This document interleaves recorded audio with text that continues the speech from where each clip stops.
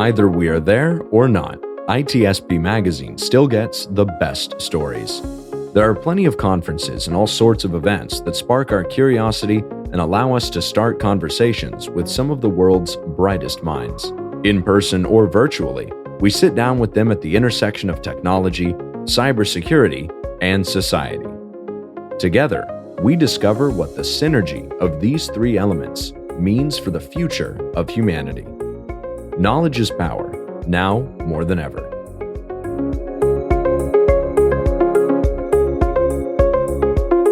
Marco. Sean. We've partnered on a lot of things. I don't know how many years, over a decade together we are running. I don't want to date myself magazine. Right now. Yeah, we won't date a few days doing this. And you've been gracious enough to join me at some of the big security conferences. Many years covering those events like RSA and Black Hat. ITSPmagazine was born at Black Hat, actually. And we've branched out to cover technology. And there's a big technology event that's been going far longer than I've been in security. And our guest today, I don't want to date him, but he's been attending that event for a long time as well. And it's a cool event. It continues to grow and expand in topics and reach, and a lot of cool things happening this year. And Charlie Fink is participating as a speaker there, part of the panel there, and leading a panel, actually, I should say. And of course, writing about the event, as he's done for a number of years. Consumer Electronics Show is what it's called, CES, people know it as.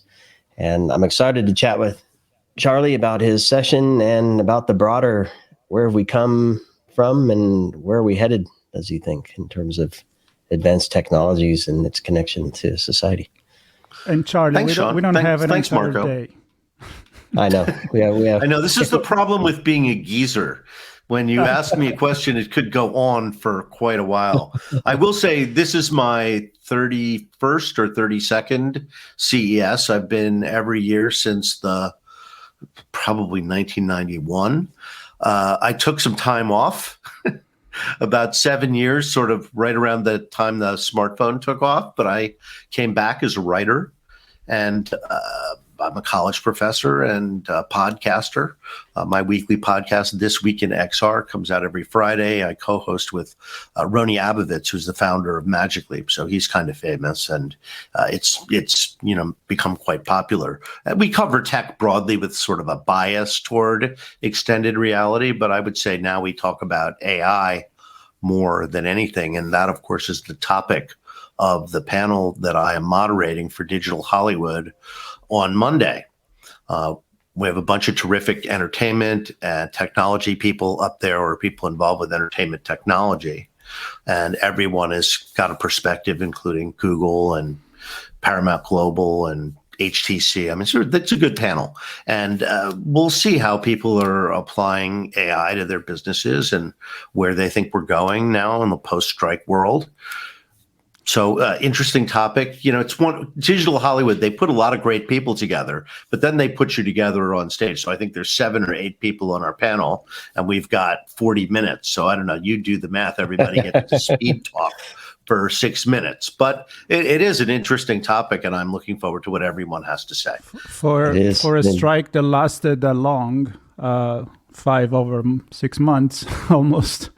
I think concentrated the whole topic in 40 minutes. It's going to be a tough one, but I'm gonna throw another challenge at you. If you can concentrate a history of CES in 5 minutes. Well, sure. I mean, Sean called CES the Consumer Electronics Show, but it actually is the Consumer Everything Show. Because everything has got electronics in it. They got refrigerators, they've got cars, they've got, International Harvester is there, John Deere. And so it's all sort of a unified whole in a way. And what it does for me is it sets the year. I see what's coming in, what's going to be introduced. We're seeing this wave of, for example, a new wave of video smart glasses that have been positioned as a smartphone accessory. Well, we saw it that's, from TCL and Array Neo and XReal and others are Rokid.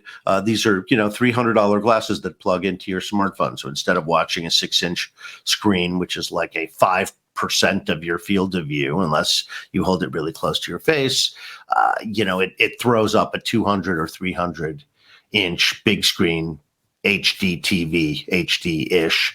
But, if you want to do some productivity at Starbucks and you unroll your keyboard and look up in the sky, I just think that's so cool. It's not great for that. I don't see people doing that yet. But if you're walking the dog and you want to watch the ball game or something, I have been waiting for this for a long time. I don't know how big it's going to get, but a lot of these products, have gotten great reviews this fall. And hope I'll find out at CES how people are feeling about their performance and where they're going next year with this. I would never have guessed when I started covering AR 8 years ago for Forbes that this would be the way that AR finally made its way into our lives, simply as a kind of wearable television set. But there we are. And I want to, because the other word in the name of the event is consumer. But I think my experience in advanced technology is that it often hits some business world first. And we can probably look to XR and AR, and that is certainly in the healthcare space. No, that is, I think, a good insight. It is as much business to business as it is business to consumer. And much of the technology you see there, healthcare is one big example, and XR is another. But you see it all over the place. There's, high-end displays that would only be purchased by a professional. There are, you see these giant industrial drones or stuff from International Harvester. Those aren't consumer products. People would only buy those products for their businesses. So there's a tremendous coverage of business to business, along with business to consumer and business to prosumer, because sometimes it isn't, really clear. So also a lot of products you see there are prototypes. They never actually end up on the market. Sony was famous for many years for doing that. They would have this pavilion there. I think they've taken that out of CES and they do it at South by Southwest now, where they have a pavilion showing you all of the research that their different divisions have been doing. And I saw a lot of extraordinary things that will never see the light of day. There's no business rationale for them, and they'll probably be surpassed by other technologies. But just shows you the scope of what people are thinking about at Sony. So I always learn a lot from CES, and usually never in a way that I expect. And I'm going to add one more element, maybe if you agree with me. Like, we have seen it in cybersecurity, how the conversation with the government, the legislators, and all the people that are part now of this ecosystem that is our society, pretty much. And I know that CES, because we get all the pitch from companies and tell us who's there. There is government there. There is regulators. They are talking about AI. So we see that becoming as an integral part of our society. So it's not just the blinking lights anymore. We live with this stuff. Sure. And if you look at a lot of the keynotes that they have, they are not hard technology companies, but these are people from companies like, they've had people from drug companies and people from automakers. And so it is hugely relevant across a lot of different categories. And as you said, it's a lot of marketing of, their current businesses and, trying to, the government is there because they want to understand the business agenda for the coming year. And businesses are interested in anything that has to do with potential regulation. So those are all questions that CES has gone from essentially being for computer salesmen to evolving into this, as I said, cultural event. And I think you rightly point out that it's not just a cultural event, it's a business to business event. It's a business and government event. I mean, in 2019, they had 180,000 people there. It was insane. You could not walk down the hallway at the Venetian, which is, 40 yards wide So, obviously there's been a lot of attrition. Foreign travel has become more difficult and restricted because of health concerns. I think it's easing up, although a lot of COVID is going around right now, but I wouldn't be surprised if there were 150,000 people there. Yeah, that'd be a few footsteps and quite a number of miles walked. Yes, that's for sure. Yes. Be prepared to walk 10 miles in your most comfortable shoes. Exactly. I want to go to this digital Hollywood because it speaks to AI and XR, and it says to streaming and advertising, and that last word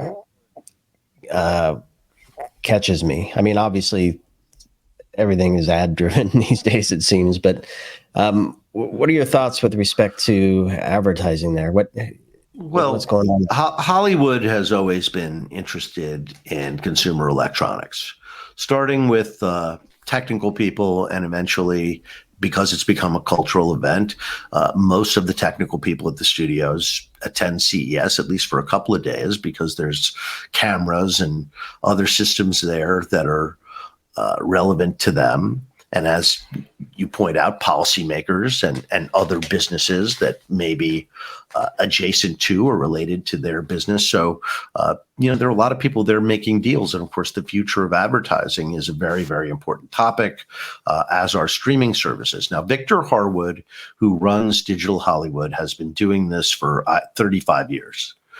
This is really his show to the extent, and much more hands-on and he does different versions of it all over the country and I believe the world.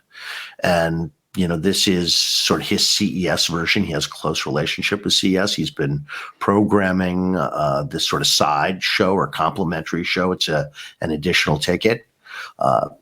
A day or a couple days before the actual show begins. So it's really the hardcore people who are here to network and meet each other are always here a couple of days before with the writers and analysts, which is great. You see a lot of old friends, you have a lot of meetings, and then when the floor's open, you can, start running around and putting on the big miles. So I don't know. I hope that answered that question. Yeah, it does. What I would like to do is to go into, I know you've written a lot about the metaverse, and I want to pick your brain really quickly because it probably connect with what your panel talks about. But well, I mean, 2 years ago, the metaverse was the only thing we were talking about. I know, that's exactly where I was going. Is now it's all AI, generative AI. I don't hear as much about the metaverse anymore. Are we distracted? It's in our hold. What's your point on that? Well, first of all, the metaverse was not a very useful word. It was a hypey word, and everybody knew that word was going to go away. So the word going away overall is a good thing because it was very vague. It came from science fiction. It didn't really relate to 3D virtual worlds and how we access them. So the premise of the metaverse is more of the web is going to be more 3D more of the time. And that people will start to navigate larger portions of their social life and their economic life using 3D worlds like Fortnite and Roblox. Is that true? Well, I mean, again, you want to talk about things like advertising and, selling things. I mean, maybe, but, the 2D internet is also very good at that. So I don't know how quickly this is going to happen. It could be a question of successive generations. I know my college students don't behave the way we do necessarily. So that could be in the future, but it's a ways off.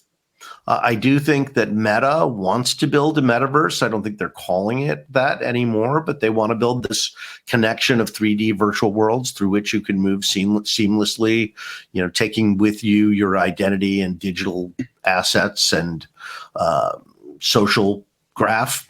But that's what they're trying to build. I don't think they've stopped trying to build that for VR. And I would say it's actually getting better. Again, a lot of the hypiness, a lot of the people who are there just because of the pandemic have left. That's bad, but the people who remain are more engaged. So it's entering a different phase.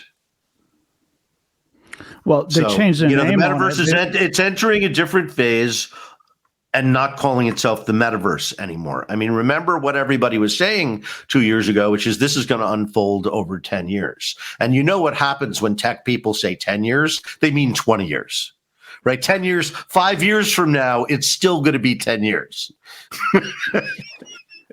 Yep. So I don't know. I mean, the metaverse it's an interesting idea that we really won't know about for at least 5 years, whether it's still there and whether it will ever really be that relevant. I mean, it's relevant for people who do 3D collaboration, the people who are using NVIDIA Omniverse. So it's relevant to them. If you want to call that the metaverse, some people would, some people wouldn't. So there you go. That was part of that word. The problem with that word was that it was so completely fungible. It applied to everything. Yeah, and it seems very similar to me in using the word artificial intelligence, right? Where it's so encompassing. Yet if you bring it down to even just like generative AI, where its sole purpose at the moment is to generate written word and images and potentially videos in the future, if not already. And if you look at even just like ChatGPT, within it, you have specialized bots, right, that do special things within that space. And I think that's probably, if I'm not mistaken, what we're seeing in the world of metaverse, where I'm thinking digital twins as an example, where we can actually see it's a very focused thing where we're seeing a particular area in health or in manufacturing or in architecture and engineering. I mean, again, that's 3D content. So, and we're viewing it in a 2D context, which I think is really cool, right? So you bring images up on your computers, you could spin them around, look at them from every angle. Obviously in medicine, that is huge. They can actually take a CT scan and map it exactly proportionately and anchor it to the patient. So, doctors now know in a surgery where exactly to cut before they were often inaccurate. So that's just one example of how, they use surgical planning. They do surgical planning in VR. I don't know if you followed that story about a year ago. There were co-joined twins at the skull, and they had neurosurgeons from all over the world collaborating on how to visualize and how to approach it surgically. And it was a 24-hour operation with 2 teams of surgeons, and then they saved those kids, which is a great story about how technology, remote collaboration, and medical science could come together and take the best from each of those technologies to do something that couldn't be done before. So I think that sort of thing is going to get better and better. And again, as you guys pointed out, that's entirely in the business world. That's not something consumers know about, or nor should they. But yeah, I mean, you have giant companies like GE. They're there with jet engines. I mean, this is the Consumer Electronics Show? I don't think so. It's the tech conference of the universe. Oh, and you got space, and we just had a conversation about food, robotic, food tech. Right, there are boats there. Tourism, boats, it's bikes, touching motorcycles. It's touching everything. Let's take the last couple of minutes that we have to maybe focus a little bit more on your panel, because I think that's fascinating. To again, with Hollywood, everybody was paying attention to that AI avatar using people images and all of that, and now I'd like to see what do you think is going to be this panel mostly focus on? Are they going to touch on that, or is Hollywood? Hollywood is super data focused, right? We mentioned advertising. I mean, these things are measurable today, right? And what AI loves better than anything is data. So I can see how those companies, streaming services, television networks, movie exhibitors can, and even airlines, optimize the price point, optimize sales on a fly, and maximize the value of that data, and perhaps infer things from it that they're not even yet thinking about. So that's a tremendous opportunity.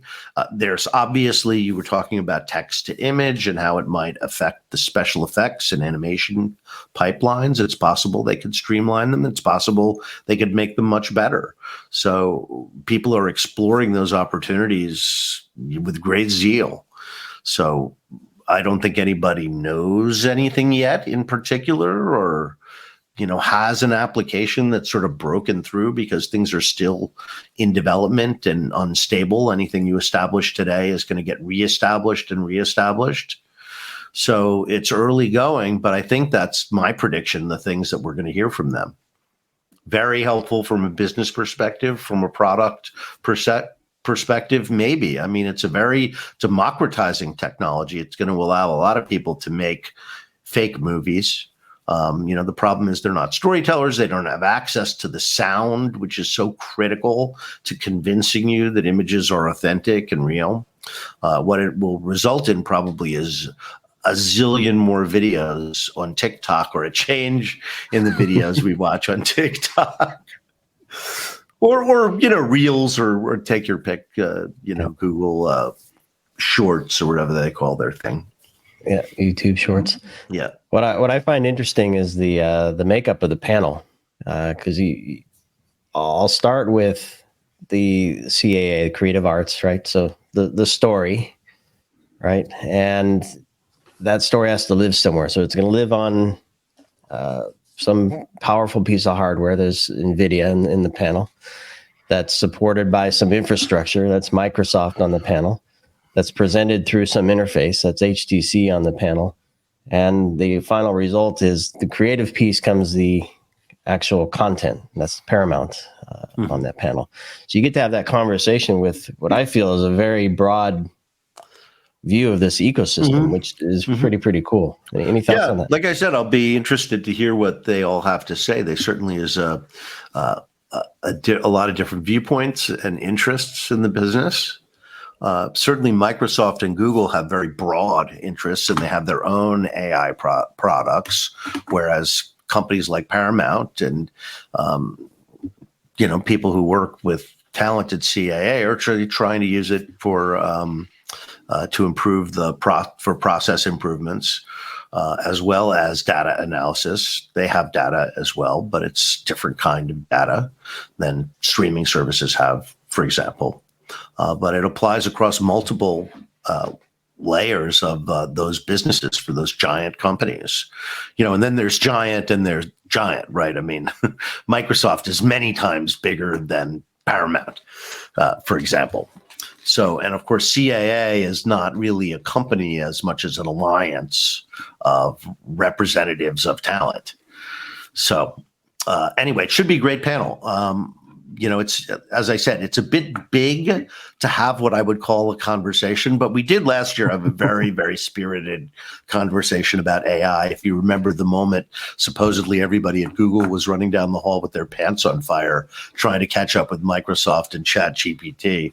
And Aaron Luber was meekly saying the corporate party line, which is, Google's been an AI company all along. So, which is what everybody was saying about the metaverse before it. But I joke at Aaron and Google's expense, but I do think this is a really important inflection point, which makes this conversation so topical, right?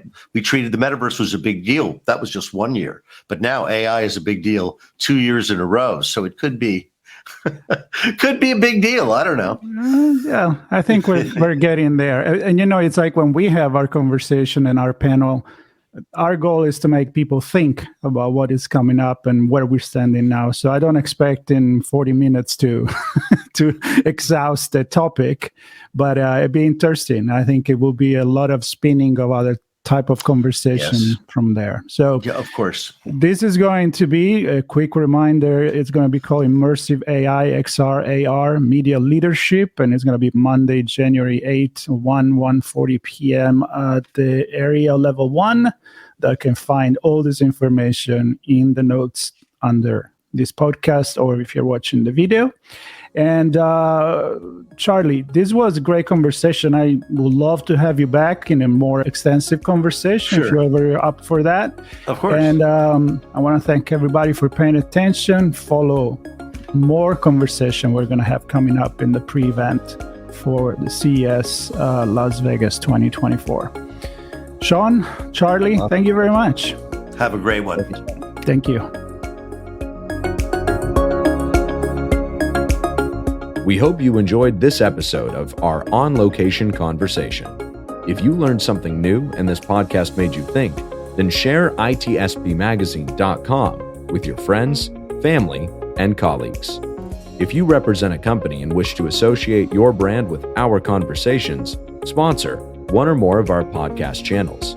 We hope you will come back for more stories and follow us on our journey. You can always find us at the intersection of technology, cybersecurity, and society.